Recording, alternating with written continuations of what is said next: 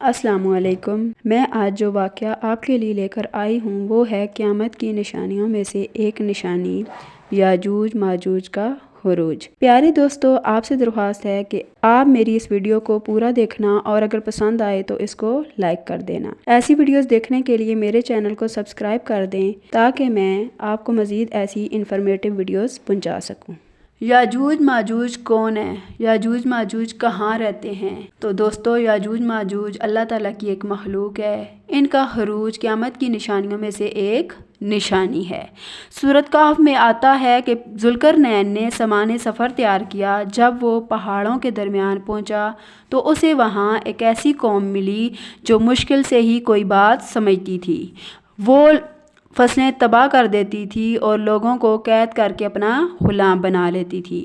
وہاں کے لوگ ان سے بہت زیادہ پریشان تھے۔ انہوں نے ذوالقرنین سے درخواست کی، اے ذوالقرنین، یاجوج ماجوج اس سرزمین میں فساد پھیلاتے رہتے ہیں، لہٰذا اگر تو کہے تو ہم تیرے لیے کچھ محصول اکٹھا کر دیں تاکہ تو ہمارے اور ان کے درمیان ایک بند تعمیر کر دے۔ ذوالقرنین نے کہا، میرے رب نے مجھے جو مال دے رکھا ہے وہی کافی ہے۔ تم لوگ محنت مزدوری میں میری مدد کرو، میں تمہارے اور ان کے درمیان بند بنا دیتا ہوں۔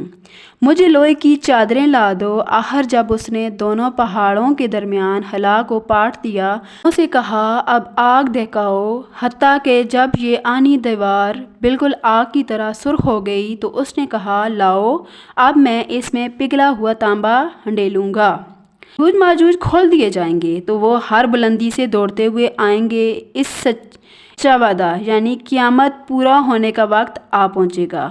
اس وقت ان لوگوں کے دیدے پھٹے کے پھٹے رہ جائیں گے۔ جنہوں نے کفر کیا تھا کہیں گے، ہائے ہماری کم بختی، چیز کی طرف سے غفلت میں پڑے ہوئے تھے، بلکہ ہم خطا کار تھے۔ یاجوج ماجوج ایک دیوار کے پیچھے قید ہیں جس سے نکلنے کے لیے وہ صبح سے شام تک اسے کھودتے رہتے ہیں، لیکن جب سورج کی شعاع نظر آ جائے تو ان کا بادشاہ کہتا ہے کہ اب واپس چلو، باقی کل کھودیں گے۔ دوسرے دن آ کر دیکھتے ہیں تو دیوار اپنی اصلی حالت پر قائم ہوتی ہے۔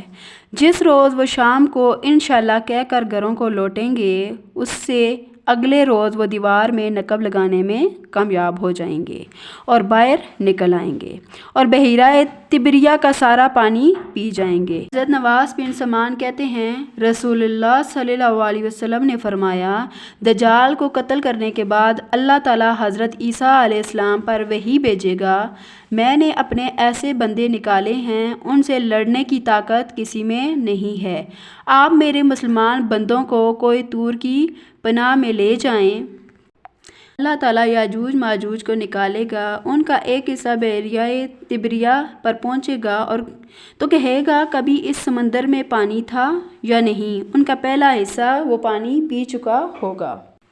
پھر آگے یہاں تک کہ اس پہاڑ تک پہنچ جائیں گے جہاں درختوں کی کثرت ہے، یعنی بیت المقدس، اور کہیں گے، ہم نے زمین والوں کو قتل کر دیا ہے، آؤ اب آسمان والوں کو قتل کر دیں۔ چنانچہ اپنے تیر آسمان کی طرف پھینکیں گے، اللہ تعالیٰ ان کے تیر خون آلود واپس لوٹائے گا، تو وہ کہیں گے، ہم نے آسمان والوں کو بھی قتل کر دیا ہے۔ اس دوران حضرت عیسیٰ علیہ السلام اور ان کے ساتھی مسلمان کوہ طور پر محصور ہوں گے۔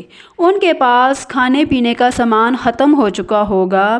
حضرت عیسیٰ اور ان کے ساتھی اللہ تعالیٰ سے اس مصیبت سے نجات کے لیے دعا کریں گے۔ اللہ تعالیٰ یاجوج ماجوج پر ایک عذاب بھیجے گا، ان کی گردنوں میں کیڑے پڑ جائیں گے جس سے وہ سارے کے سارے ہلاک ہو جائیں گے، یہاں تک کہ زمین پر بالش پر جگہ یاجوج ماجوج کی لاشوں سے خالی نہیں ہوگی۔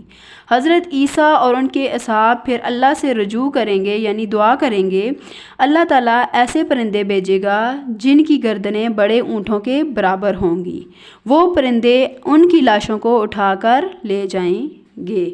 پھر اللہ تعالیٰ ایسی بارش برسائے گا جو ساری زمین کو دھو ڈالے گی اور ساری بدبو سے پاک اور صاف کر دے گا۔